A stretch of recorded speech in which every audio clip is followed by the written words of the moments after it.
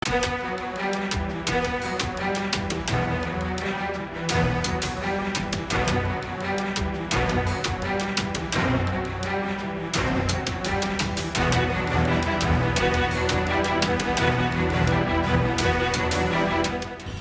Supreme कोर्टामध्ये माधुरी हत्येला पुन्हा महाराष्ट्रामध्ये आणि नांदणी मठामध्ये परत आणण्याच्या संदर्भामध्ये पुनर्विचार याचिकेची सुनावणी झाली।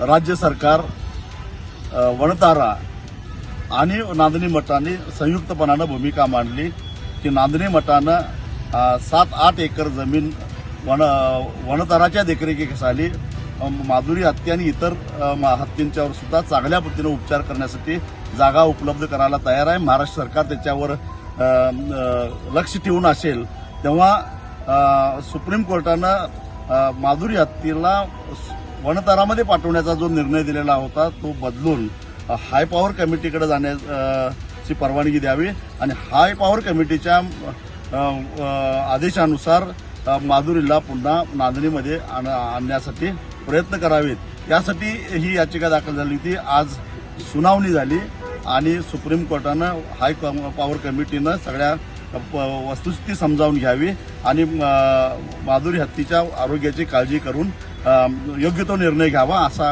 अत्यंत महत्त्वाचा असा निर्णय घेतलेला आहे। म्हणजे हायकोर्ट आणि सुप्रीम कोर्टाचा आता अडथळा संपलेला आहे आणि आता सोमवारी राज्य सरकार, वनतारा आणि नांदणी मठ हे संयुक्तरित्या हाय पॉवर कमिटीकडे अर्ज करतील आणि एक प्रकारे माधुरी हत्येला नांदणीमध्ये परत आणण्याचा मार्ग काही अंशी सुकर झालेला आहे।